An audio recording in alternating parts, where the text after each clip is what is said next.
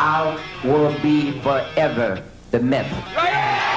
You're the king of kings, There's always a pecking order. The little packers never mess with the big packers. So I'm a rooster, and he's a chicken, so to speak.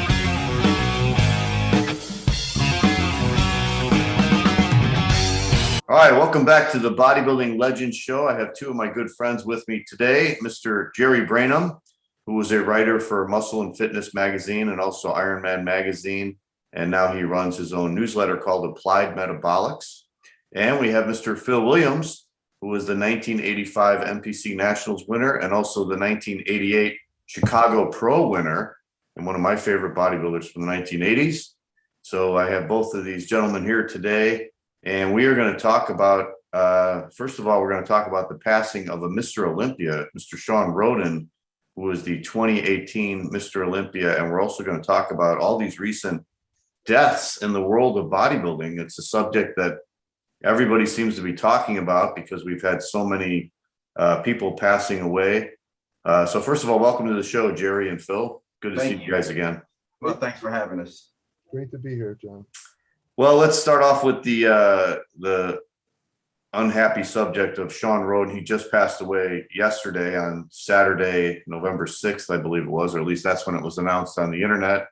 And Shawn was only 46 years old. I was going over some research before we started. And now there have been 16 Mr. Olympia winners. Only 3 of them up until yesterday had passed away. And that was the first Mr. Olympia, Larry Scott, the second Mr. Olympia, Sergio Oliva, and Franco, who was, I believe, the 4th Mr. Olympia. And I was looking at their ages. Now, Larry was 75 when he passed away. Sergio was 71. And Franco was 78. So all these guys were in their 70s. And Shawn passed away at only 46 years old. So this was a real tragedy in the world of bodybuilding, and also just a tragedy because I think Shawn Rhoden was such a fantastic champion. Me and Jose Raymond just did our Olympia predictions about a month ago. And Jose said that Big Ramy was going to win the show and no one could beat him as long as Big Ramy was in shape. But he said if Shawn Rhoden would have been in the show, we both agreed Shawn Rhoden would be able to be Mr. Olympia. So this guy was, I was hoping Shawn Rhoden was going to bring back the Mr. Olympia to where the shape and the symmetry and the aesthetics were, a big priority again. And unfortunately, he was never allowed to compete again. Now he only won Mr. Olympia, and then he passed away. Right. Shawn has the distinction of being, as you pointed out, the youngest Mr. Olympia to die at 46. And strangely enough, he was the oldest Mr. Olympia to win the title. Yeah. At 3. That's kind of ironic when you think about it. Yeah, it is. Yeah.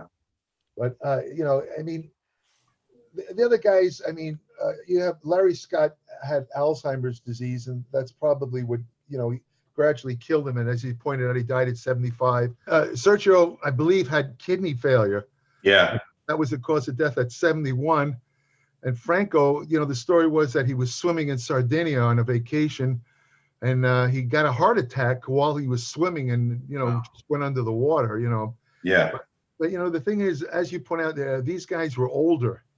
They weren't very old, but, they were older. For Shawn to pass away at 46, definitely there's something very wrong there. And Phil, I think you'll agree with it. What bothers me about this also is that, the way the internet is today, a lot of, I'm sure this is somebody's going to mention this thing. They say, well, it was the steroids that killed him. I know that's coming. It's coming. They're going to say he died from steroid use. First of all, that's completely speculative. You don't know. As far as I know, maybe you guys could correct me if I'm wrong. He didn't have any upcoming contest that he was training for. I don't know. Did they grant him? Was he allowed to compete again, or was he still banned? I don't even know. Do you know? I've been watching the internet the last few days, and so there's a podcast called Bodybuilding and Bullshit. It's by Nick Trigili, who is a former IFBB pro, and it's pretty entertaining. He doesn't hold back, and he talks about anything. Now, he was good friends with Shawn Rhoden, and he said something I never heard before. He said Shawn has had 2 previous heart attacks. Oh, wow. Since 2019. I didn't know that. No. And he said a lot of it had to do with the fact that he wasn't allowed to compete, and he was going through a lot of stress with this trial. He said the trial was coming up in 2 months. Yeah. And I also heard that Shawn was really big. And Phil, you said you saw him recently before he died. He was close to, I'm going to take a guess, estimated guess, 275 plus. I heard he was 300. Wow. I heard he was 300. So wow. Well, I heard, and maybe he was thinking maybe he could do the Olympia next year, and that's why he was bulking up and getting so big. Well, Shawn was really old school in that respect, in the sense that, a lot of the guys, as you guys both know, you guys have been around long enough that years ago, the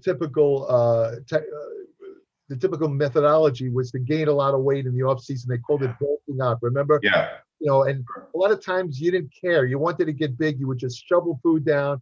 You weren't really paying much attention to fat, body fat levels. Right. You wanted to get bigger because getting bigger usually meant you were stronger. You could use heavier weights, therefore you could get muscle size. And then maybe a couple of months before a show, you'd start to, cut the food down and, try and get rid of the fat. And as, Phil knows, peak for a contest. And, you've done that, John, too. I even did it myself. Yeah. But the thing is, Shawn was kind of old school in the sense that he believed in bulking up in the offseason. If you ever look at pictures of him, he said he didn't care about calories. He just wanted to eat. As a matter of fact, there was a big controversy, John. I don't know, Phil, you might remember this.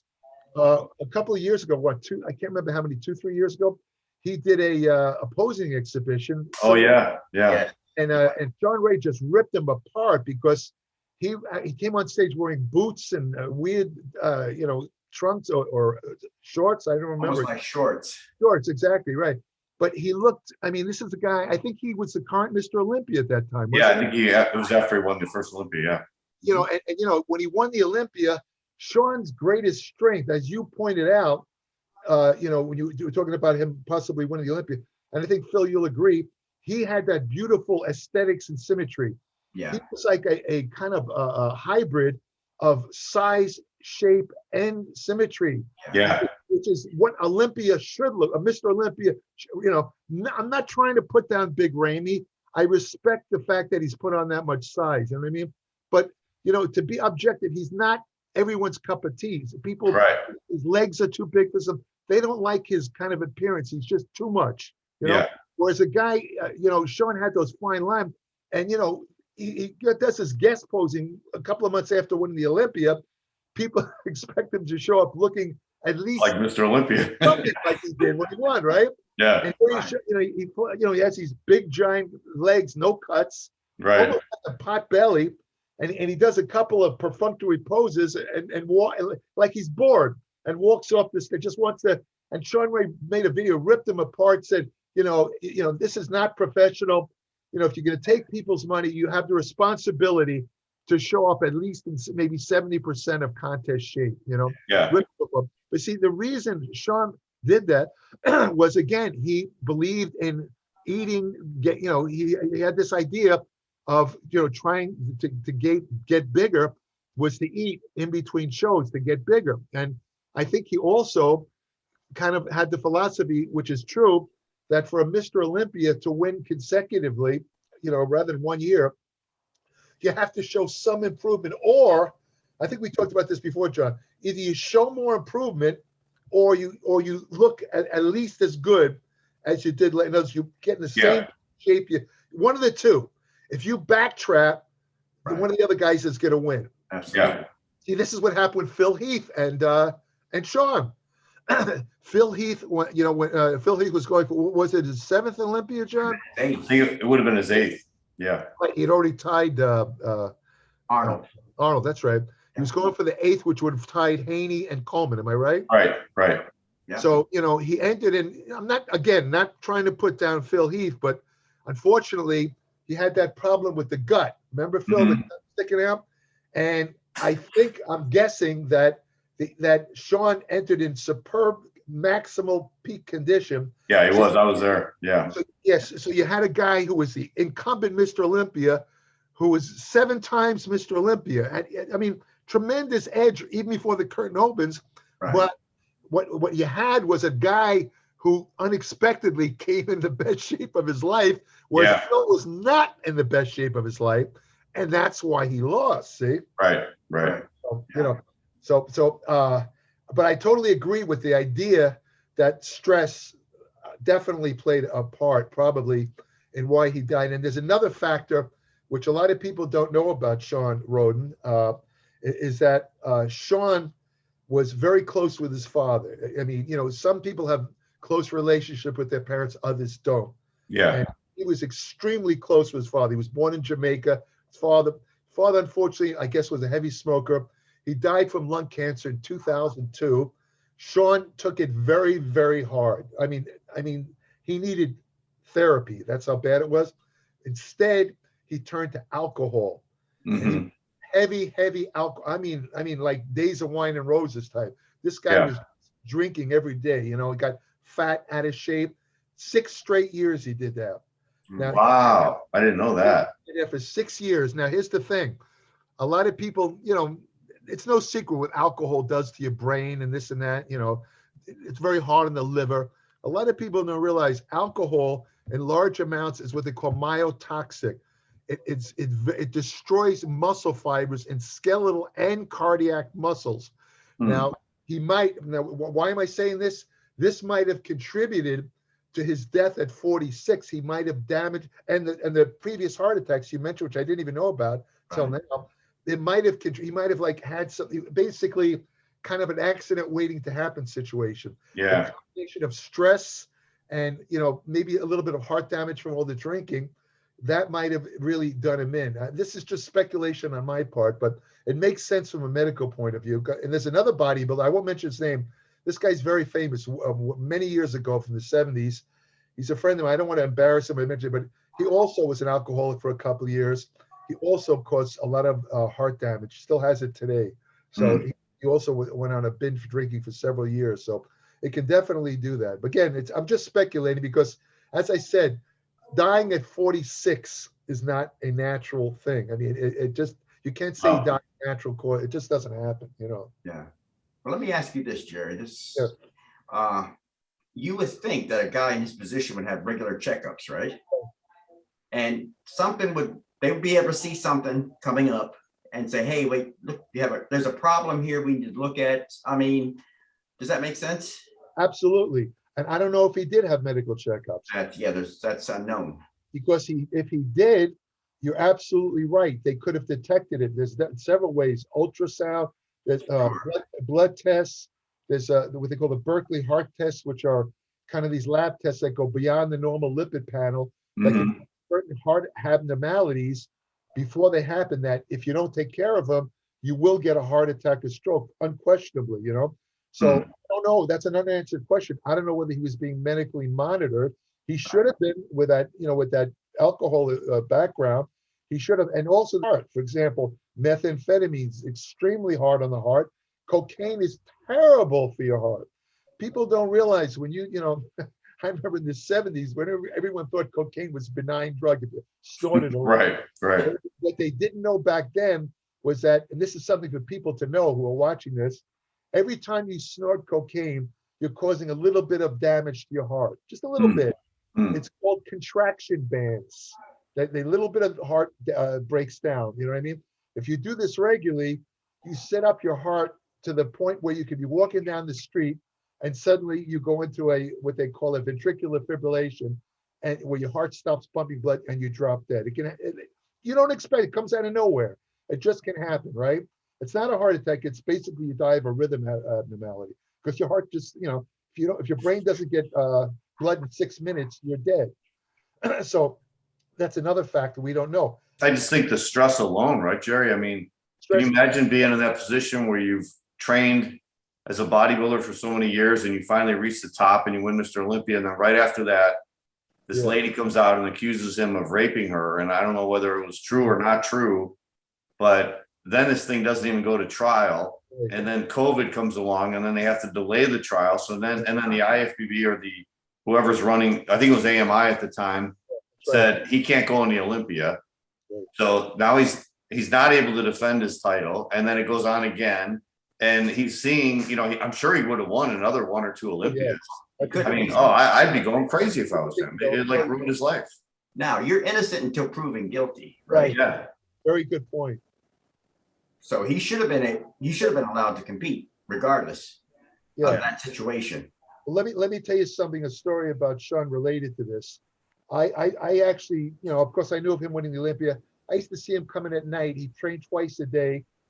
He would do his weight workout earlier in the day. At night, he'd come in and just do aerobics. After he got second, was that 2017, John, when he got second in the Olympia? Maybe, yeah. I think he gets second or third. Yeah, when he got second or third, I can't remember which one. I had never met the guy. I knew he was. I heard he came to Gold's, but I never actually, I recognized him one night. And I walked up to him. I introduced myself. He had no idea who I was. I wouldn't expect him to. But anyway, I said, Shawn, I got to tell you, honest truth, in my personal opinion, I said, you had the most aesthetic physique in the entire contest. I said, I think I would have given you the title. And I'm saying this, I have nothing to gain. I just want to tell you, and this is my opinion. And he just looked at me. He's kind of a quiet guy, and he shook my hand, said thanks, and walked away. That was it. The next time I spoke to him, you guys know who Danny Hester is, right? Yeah. The first classic Mr. Olympia. Yeah. Danny contacted me, asked me if I was interested in doing a podcast with him. I said, great. I always wanted to do a podcast. So he arranged for us to meet in a studio in Venice. And the first guest was none other than Shawn Rhoden, right? So we all met in this studio. And, Danny and I asked him questions, and he was very forthcoming. We talked about off-season training, and I asked him how many times he thinks he could win the Olympia. And he was pretty humble. He didn't want to predict, well, he wasn't like a Phil Heath type of guy where he'd say, well, it's up to the other guys to beat me. I'll win it. He didn't say that. He says, if I can get in shape, I think I have a chance, something like that. A very humble answer, and unfortunately it was like a 2-hour podcast. It went great, never went anywhere, never got on the internet. Danny Hester doesn't know what happened to it. I mean, we had a professional crew taping it supposedly from Google itself. Google doing the video and the sound. Everything was perfect and adjusted and this and that. Never went anywhere, right? The next time I spoke to Shawn, this is relating what Phil says. It was after this, when it came out that, he had, the story was that he was doing a posing exhibition. And there's some woman who he mentored. I guess she was some sort of competitor. I don't know whether it was physique or I don't know. Anyway, she came to his hotel room. I don't know whether she asked to go or he invited her. That I don't know. The story was that he threw himself on her and raped her. And the thing is, the thing that really bothered me about that was, first of all, I had known that Shawn, the guys who knew Shawn was kind of what you call a womanizer. In other words, he liked to go after various women. He was one of those. He wasn't not raping them. They were willing. You know what I mean? Sure. And for all I knew, I watched a lot of women kind of come on to him at Gold's Gym, and they were good-looking women. I said to myself, maybe she's just one of them. But why is she saying rape? And and I said to myself, the next thing I saw was suddenly the IFBB, as you said, John, they suddenly said he's banned from competition and he's ostracized. I'm thinking, wait a minute. He hasn't even gone through a trial yet. Right. We don't know if he's guilty. Why are you doing this to the man? And I publicly went on Facebook and I said, this is disgusting. This is not justice. I said, I think the IFBB sucks for doing it to this guy. Before a trial, before a conviction. I think it might have been AMI, Jerry, that did it. It was AMI. Yeah, because they own the Olympia. Yeah. Yeah, I said, what happened to the tenet of innocent until proven guilty? What happened here? And so Shawn Ray again jumps in, and he says, "Well, you have to understand, Jerry. For him to show up at the contest, if they let him compete in the Olympia, it kind of makes them look bad. The AMI." It felt they would put a bad spin on the show to have a guy who was accused of rape. I said, but wait a minute, he wasn't convicted. Right. That's the thing. This is not like an OJ case or something like that. He wasn't convicted. It's her word against his. And how many women have accused man of rape where it turns out that the guys didn't rape. And I'm not saying that happens all the time. Don't get me wrong, but it does happen. Now, here's the final blow came. This is what I was leading up to. Not long after that, somebody did some research and it found out that this woman and her husband were convicted con artists. Yeah. Background. Yes. You know, they had a what do they call that? A rap sheet like 10 miles long. Both of them were scumbags, right? They pictured her to be this housewife with 3 kids. No, she was a con artist. So I'm picturing in my mind a likely scenario. Yes, she went up to the hotel room with Shawn. Again, this is in my mind. Maybe they had sex, and Shawn had just won. What was it, 400,000 in the for his Miss Olympia? Yeah. Mhm. I think she tried to blackmail him. Oh. Said to him, "Look, pay me 100 grand or something like that, or I'll scream rape." And Shawn said, "I'm not going to pay you 100 grand. You came. I didn't force you to do anything." So she went out and she accused him of rape. Right now, this is just going through my mind. About a day later, I go to Gold's at night. There he is doing aerobics again, Shawn. He's sitting on one of the stationary bikes.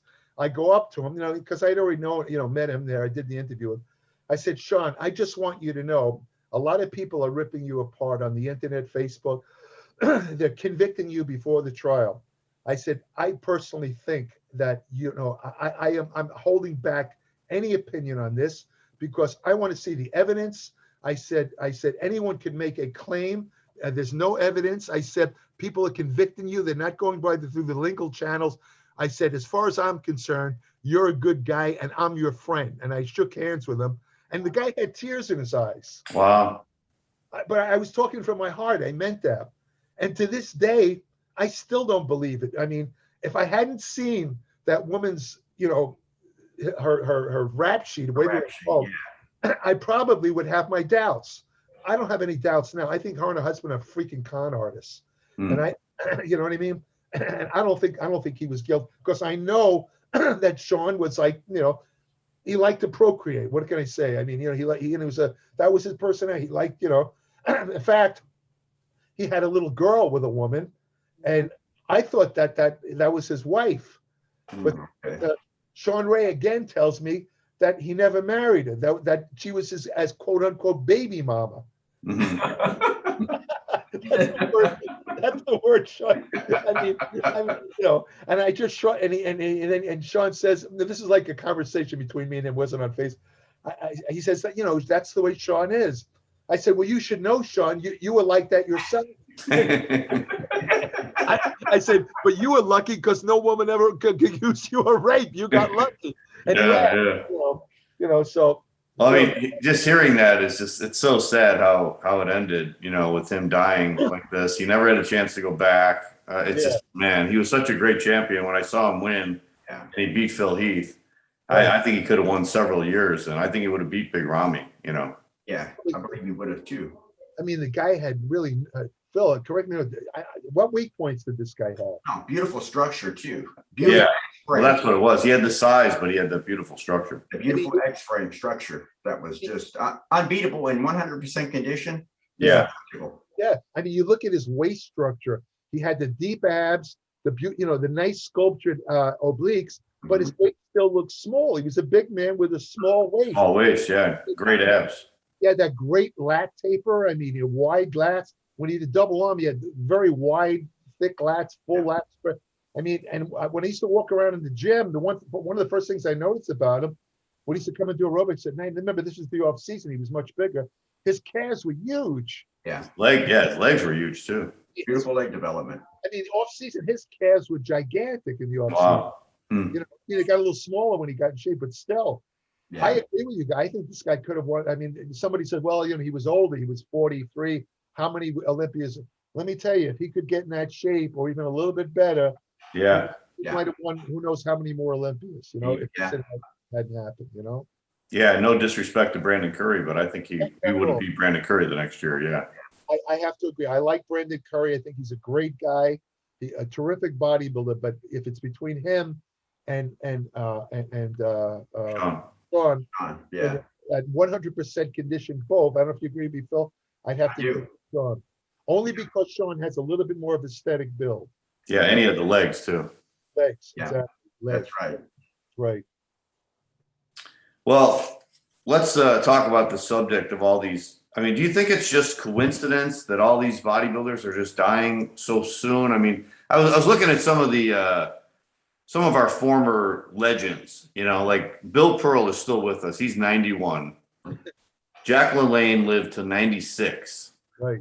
Joe Weider lived until he was 94. True. Ben Weider was 85 when he passed away. Clancy Ross was 85. Joe Gold was 82. Ed Corney was 86. Harold Poole died at 70. Vince Gironda died at 79. Reg Park was 79 when he passed away. Steve Reeves was 74. He kind of died young. But I mean, all these guys, 70s, 80s, 90s. Obviously, the sport is different. You know, the sport has changed a lot over the last 50 years. The standards now are you got to be bigger and you got to be ripped. You got to be shredded. And I think it's just placing more and more of a demand on these bodybuilders. I mean, I remember like growing up in the 1980s, working out at this hardcore gym, and I would listen to like what all the guys were doing, you know, just hearsay and stuff. And everybody did cycles, 8 weeks on, 4 weeks off, 8 weeks on, 6 weeks off. Now I don't think they really take any time off. You know, I mean, I was looking at the social media right after the Olympia. I saw like 3 guys, Rami, Hadi Chopin, and Nick Walker, training hard for 2022. I'm like, the contest just ended. They're already killing it for the show, which isn't until next December. Well, I'm like, man, there's no break. These guys are just pushing it so hard. But it's pedal to the metal 100% all the time then, which is incorrect. Right. Even Ronnie Coleman, I remember Ronnie would take off 3 months, no weights, no drugs, nothing, 3 months after the show, wouldn't touch a weight, and then would go back in January. Yeah. Well, not only that, John, you see, the thing is that these guys have, I think we've spoken about this, I know I've talked to you about this, Phil, these so-called coaches. They're getting a lot of bad advice, and I'm not I'm not, picking out one specific, I'm not trying to cast aspersions. What I'm saying is that there apparently is something, I think the term is called coasting. Yeah. Instead of getting off, now you pointed out, John, correctly, that the guys in the past, after they won, they take it easy. Maybe they take a complete layoff for a couple of months. Well, I remember you talking about Arnold all the time. Right. Arnold, all the guys back then, Zane, Arnold, every guy from the so-called classic era, the 70s, after a contest, they would barely train. They would do maintenance workouts. Frank and Arnold, maybe 3-4 times a week, they'd come in for a half hour, 40 minutes. That's it. They didn't knock themselves out. They didn't kill them. Of course, they didn't look like they're in contest shape, but they still maintained something. They didn't lose completely, But now you have this thing where these guys do what they call, and of course, I should add, no drugs. Right. There was no reason to take drugs in the off season, I mean, like in those days, it was still the old bulking up thing. Rather than rely on drugs, the guys would just shovel food down. The only other guy who does that today that I can think of besides Shawn is Lee Priest. Still does that crap where he puts a lot of weight in between contests. But the point being that nobody took the steroids in between contests. There was no reason to. You take them before the show, not during. Now they have this thing called coasting, where they have this belief that if you don't get off the steroids completely but reduce it down to the minimal levels, now they have they have this idea, the philosophy on coasting is that rather than get off steroids completely, if you stay on like a relatively low dose year round, it'll allow you not only to keep the muscle size, but also to gain more muscle in the off season than you would if you got off no steroid. This is dangerous and fallacious thinking because medically speaking, luckily, when the side effects, most of the side effects that occur when you take steroids recede when you get off them. For example, when you take orals, you get a liver inflammation, right? If you get off the steroids, your liver goes back to normal. When you take the steroids, you get an aberration in what they call the blood lipids, like LDL cholesterol goes up, HDL goes down. It kind of sets you up for heart disease. But When you get off the steroids, especially with the bodybuilders clean eating and exercise, it recedes back to normal. The problem with the so-called coasting is that when you stay on the low dose, you don't allow the body to basically clear out the crap that's still in there, and it stays in there and continues to do damage. Right. Now, if you say to me, which organ is most affected by them, the liver, if you stay on orals, the liver will be definitely in a constant state of inflammation, which sets you up for possible, cirrhosis or even possible liver cancer. It's a possibility, I'm not saying it's a definite thing, but it's a possibility. But the worst thing, I think, is the effect on the cardiovascular system. Because when you stay on the steroids, you stay in a type of cardiac scenario that favors heart attacks and strokes. Because you don't give your body a chance to kind of get back to normal. And I think that this is one of the problems with the guys today. What I'm saying is, is that because of the LDL and HDL cholesterol? Yeah, it knocks LDL down to nothing. You know what I mean? It raises LDL. Yeah. And HDL is practically barely discernible, but it does other things. For example, it increases the chances of internal blood clots. Now, an internal blood clot is the main cause of most heart attacks. What happened to, what was the guy's name I was just talking about? The Muscle Beach guy who had just had a heart attack? Oh, Kali Muscle. Yeah, Kali. He was saying that how he had his left coronary artery completely blocked, the doctors told him. Now, what he had there was a buildup of atherosclerosis, which is a buildup of plaque, combined with what he probably did is he threw a clot that, because he already had the narrowed arteries, the blood couldn't get through to his left ventricle, and there's your heart attack, see? And when you take steroids, you increase the chances of a clot or a thrombus forming, you know what I mean? And so you're at greater risk of having a heart attack or a stroke.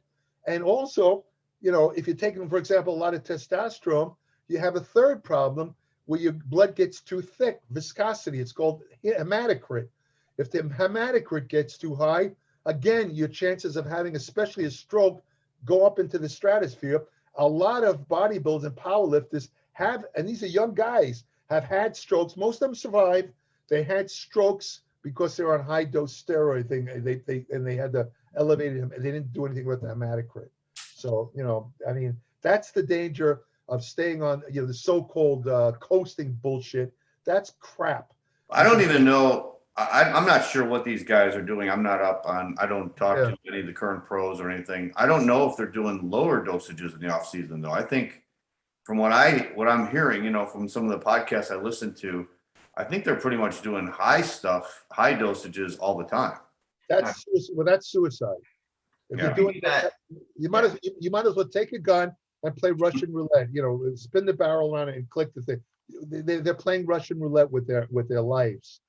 I mean, this guy Dallas McCarver, dead at what was it, 26 or 27? 26, yeah. I mean, this guy apparently, I don't think he was training for a contest when he died, but the rumor was that he was taking 15,000 milligrams of testosterone a week. That is not coasting. Right.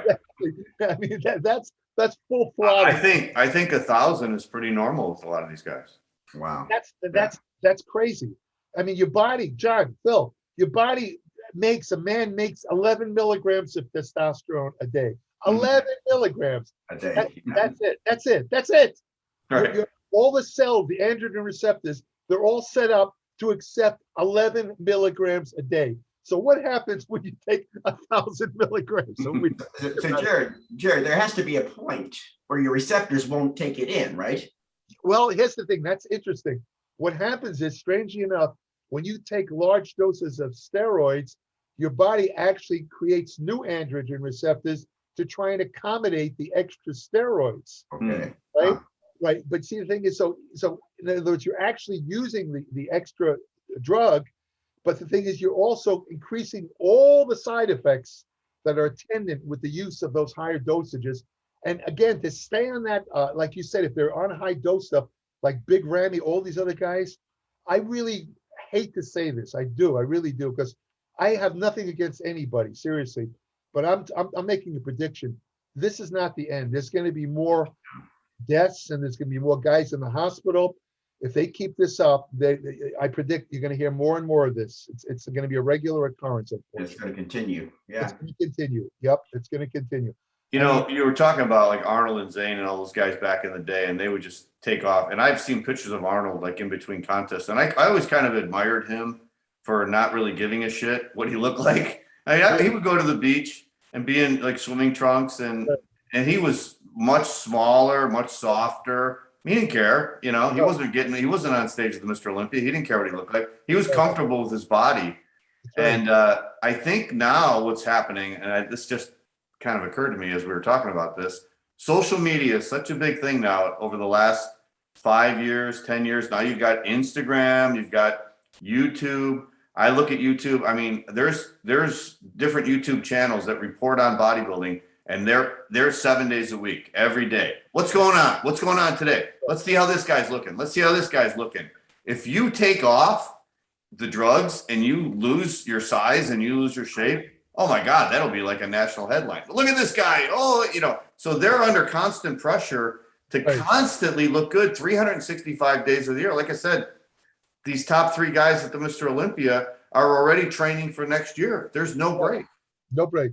I get a kick out of some guys will write, like you say, in the social media or whatever. They'll look at Arnold or Franco when he was still alive, and you know they don't look like they did when they won the Olympia, not even a shadow. And they'll say, "Oh, look at Arnold. He looks like shit."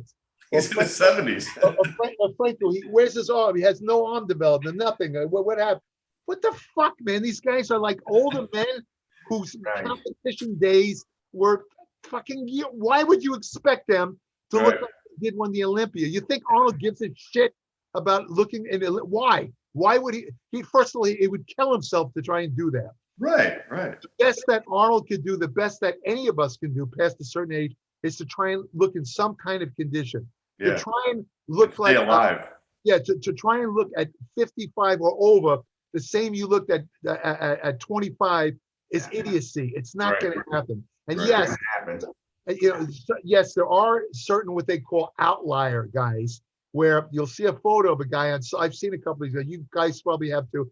They'll post a picture of a guy who has from the neck down, he looks like he's 25. He has beautiful skin, full muscles, and it says he's 55, 60 years old, right? Yeah, we talked about that, Jerry. You know what? I'm always suspicious of that. I think that there's 2 things going on there. Either it's been photoshopped where they kind of like, you know, get rid of the flaws in the physique. Yeah. Or there was one guy who was doing that, who was passing himself off as 55. He had gray hair, so everybody believed him. Turns out the guy was 42. Wasn't anything here. But he was doing what I call the Beckles technique. Right.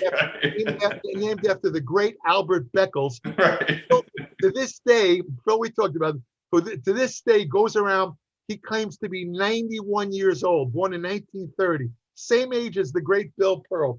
Right. He was never that. He always lied. He always added at least a decade. Right. In other words, in his mind, you know, the man, let's face it. I mean, Phil, you saw him. We all saw him at his peak when he was a great bodybuilder. Great bodybuilder, yeah. And he didn't need to exaggerate. Right. But I guess in Albert's mind, he said, wow, if they think I'm like, you know, 55 years old and beating guys 25, that makes me look add like to the mystique. Yeah. Yeah, that's the mistake. Makes me look like Superman. Right. You know what I mean? I mean, the guy is an older guy, don't get me wrong. Right. He's not 91. No. No. That's what a lot of these guys do on the social media. You know, a guy will have gray hair and, you know, he'll add 10, 15 years to say, look at me, you know, I mean, you other guys look like shit, but look, I still look like I'm 25 from the neck down. Yeah. You know, they're liars. You know, I mean, they're liars.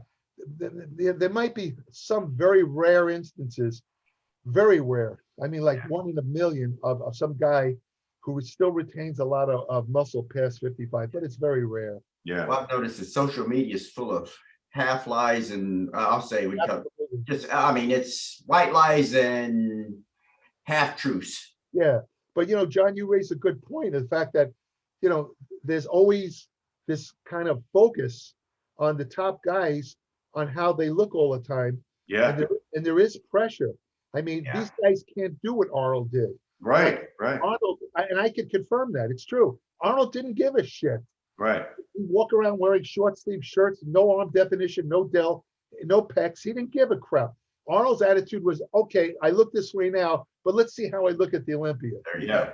Yeah. You know, and that's what counts. Who cares what he looks like off season? He's not competing. And everybody was doing the same thing, right? I mean, nobody cared, right?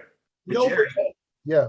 Or you could say this: when he was in shape, they took pictures for the whole year. So each of those pictures were spread out throughout the year. So it wasn't like social media now where you have to post something every day. I don't know if they feel like they have to post a picture of how big they are. I feel like they have to post something every day. Yeah. Yeah, every day.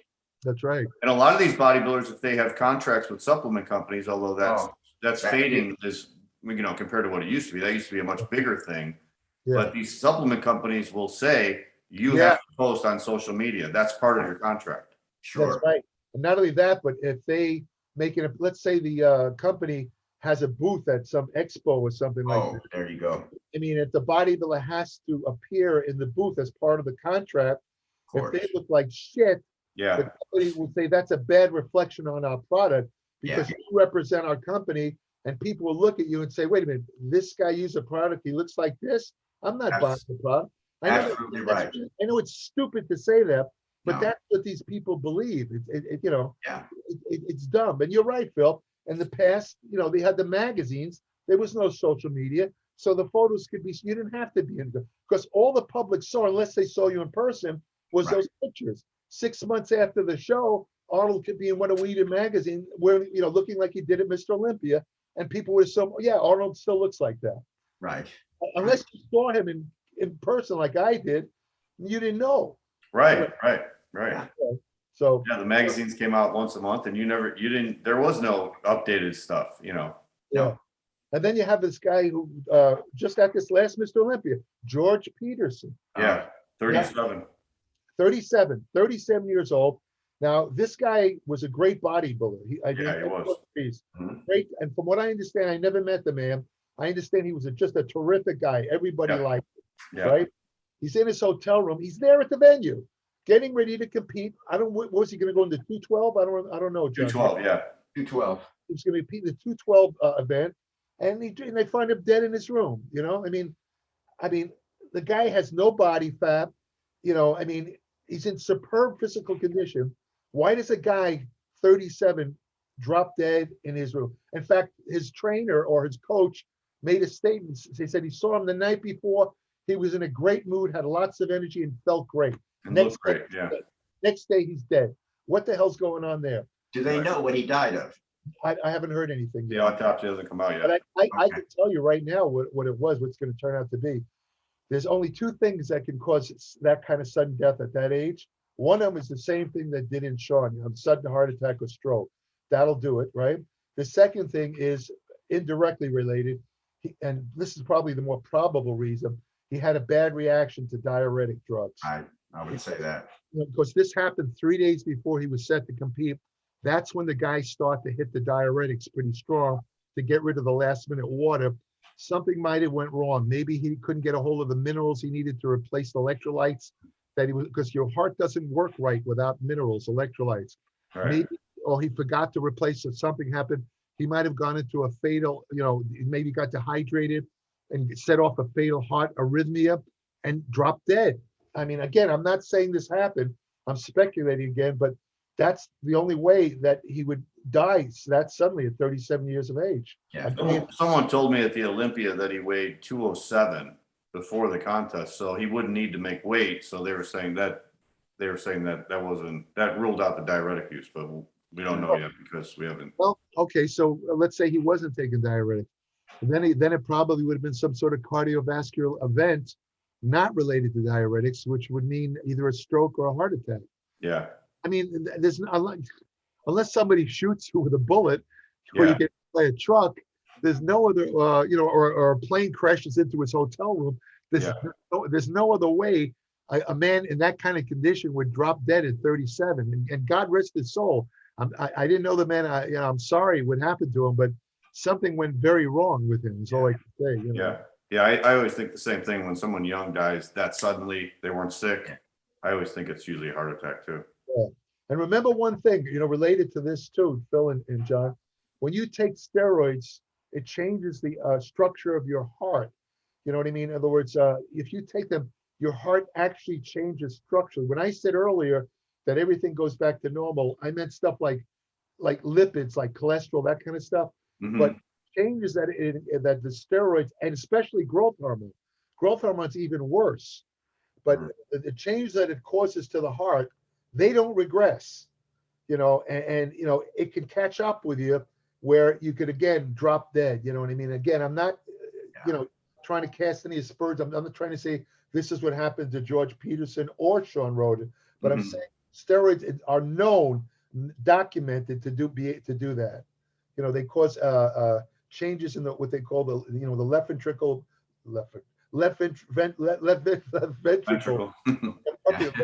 I'm thinking of Chickles, the old chewing gum. The left ventricle of the heart.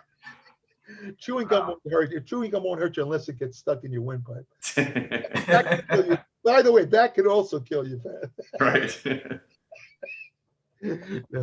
So I always thought it might be diuretics, and I'll tell you why, Jerry. Remember in Chicago? Yeah. Okay, I started aldactone prior to the show. Okay. Yeah. But I took potassium with that. I took potassium with a potassium-sparing diuretic. That's right. And when I called you, I couldn't move. Yeah, I remember that. I could not move. I wouldn't have made the show if you had to brought in that sodium chloride and pulled me out of that. There's no way I would have been able to compete. To be honest with you, to this day, I don't remember the show. I don't know how I got through it. I have no idea. Yeah. I would do it on automatic pilot because I don't remember any of the events. Yeah. Wow.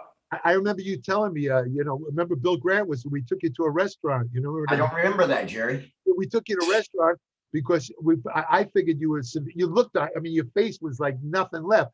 I wanted you to get some fluid in you, and so we took you there. And I remember you saying to me, I think I might die. You told me. I said, Phil, I don't remember any of that. Yeah, that's what you said. You thought you were going to die. And I said, Phil, don't worry about it. You'll be okay. We're just going to get some fluid. And of course, the rest is history. You won the show and beat the shit out of Gary Stridham. You were there, John, right? I mean, Yeah, I was there. Yeah. If you hadn't been there and answered that phone, who knows? It'd have been a sad story. Well, a similar event. I think again. I know I've told this story about 99 times, but since we're on this subject, I'll have to bore you, John, by telling you this again. You've heard this. At one of the Arnold shows, Flex Wheeler. By the way, I'm praying for Flex Wheeler because he got COVID. You guys probably know he's in the hospital. I don't know whether he's still there in Florida. He's been there about 2 weeks. What really scared me, guys, was when I read that he was going into renal failure because Flex already had severe kidney problems. He had a renal transplant. I mean, if his kidneys go, I'm not even going to finish the sentence. You know what I mean? So anyway, I was there and I get a call in my hotel room. I was covering the contest for Weider, and it's Robin Chang, who later went on to produce the Olympia. At the time, he was Flex Wheeler's manager. And he says, Jerry, could you come to the room and take a look at Flex? Now, guys used to call me all the time. And usually it was they want, like Samir did this a couple of times. They wanted me to come to the room. In fact, it happened during your show. A couple of guys in Chicago also asked me to come to the room. Me and Grant, they wanted me to look and see how they look because it was right before the shot. Do I have it together? Do you think I could do blah, blah, blah? They wanted my opinion. And that's what I thought it was. So I walk in the room and the first thing I see is Flex's fiance, who was what's his name again? Daughter, John, the guy who left. Ron Love's daughter. Yeah, Ron Love's daughter. She's crying. She has tears running. I'm thinking, oh shit, what the hell's going on here? So he takes me in the bedroom, and I'll never forget it. There's Flex lying in his posing trunks with his arms out like this, and he's just looking straight up, and he could barely talk. And I said, Flex, what's going on, man? He says, Jerry, I can't move. I feel like my whole body's been paralyzed. I said, what? And I remember this was after the pre-judging, by the way. He had already won the contest. He was in fantastic shape. What year was that, Jerry? Do you remember? I can't. It was the late 90s, but they said it was one of the best appearances he ever had. 98, maybe? Yeah, I think around 98 it was. Yeah. And So I said to him, Flex, what did you do? He says, well, he says, between me and you, I took some drugs to try and get rid of last minute water. I said, you mean diuretics? He says, yeah. He says, I took Oriometrin and Cytodrim. I said, wait a minute, you took Oriometrin and Cytodrim? He says, yeah, why? I said, that's the same drug. I said, Flex, you overdosed. I said, that's a very powerful drug. I said, you basically knocked out all the electrolytes in your body. And so that's what you're experiencing right now. So I turned to Robert Chang. I said, Robert, go to a drugstore right away, get some distilled water and get some, God, what's that stuff they used to give for muscle cramps? I can't remember. Oh, God. Oh. Pedialyte? Huh? Not Pedialyte? No, I had him take a Pedialyte too, but there was this old treatment for muscle cramps. I can't remember what it's called. But I had him get some of that. And, I stayed with him and, within about 45 minutes, he was fine. And he went back and easily won the contest. And people said he, at that time, was in the best shape of his life. Yeah, that was 98. Yeah. Later on, he wrote this is related to what you said, Phil. Later on, he wrote his autobiography. And I was looking through it. And there was a part in there where he talked about that contest. And he said that he didn't say why. He said, I experienced a severe health problem.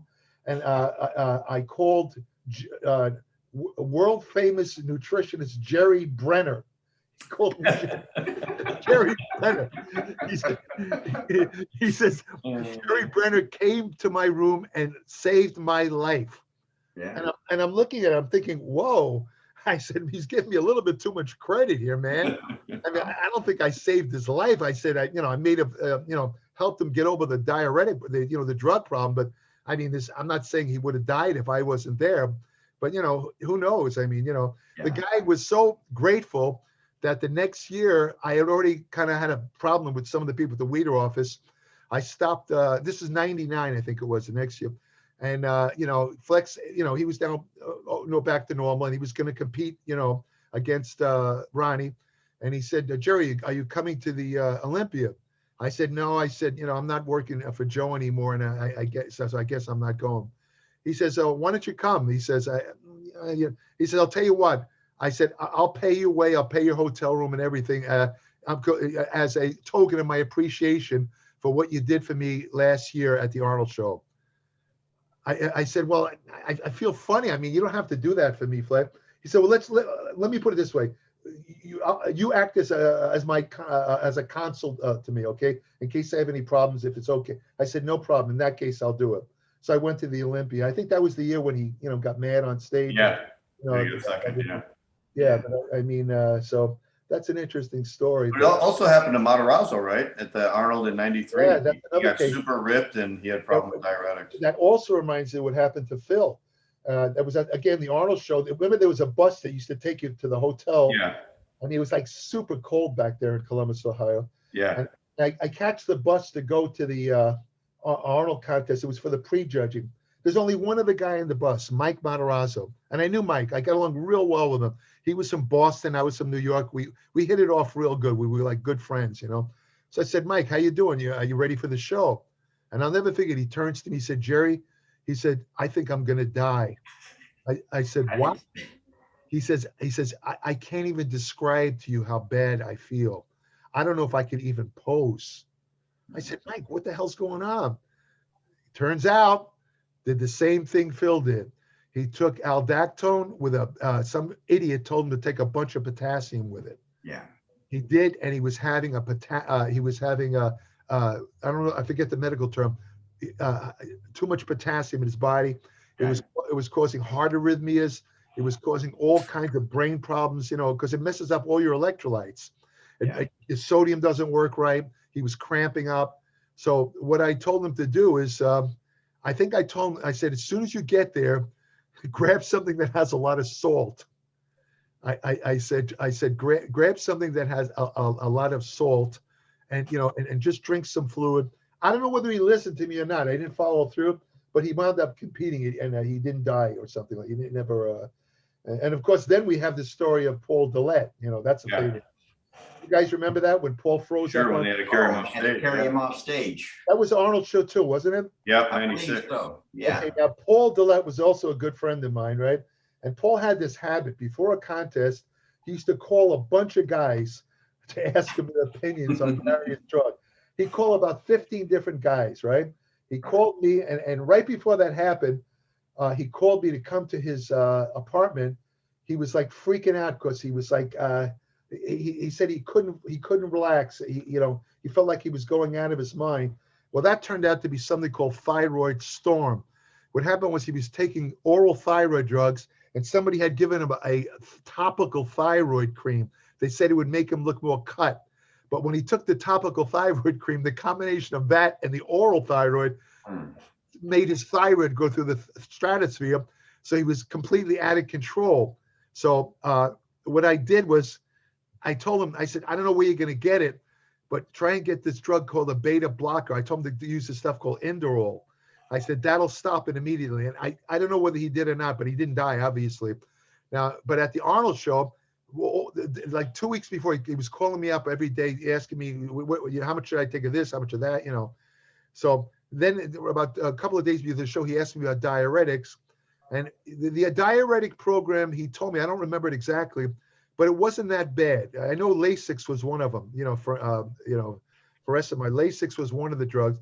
What I didn't know was that right after he spoke to me, he called another guy. Again, he's still around. I don't want to embarrass him by mentioning his name.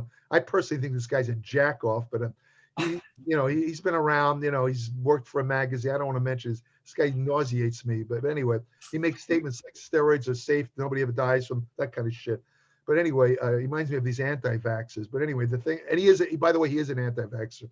But the point is, he tells Paul to the day of the show. Get this, John.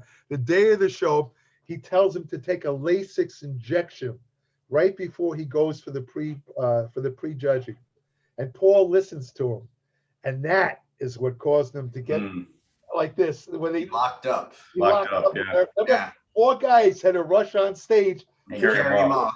I mean, They carried him like he was a board. remember Yeah. that? Yes. I mean, and the audience, I looked around, everybody's mouth dropped. They had no idea what was going on. I mean, that was a unique situation.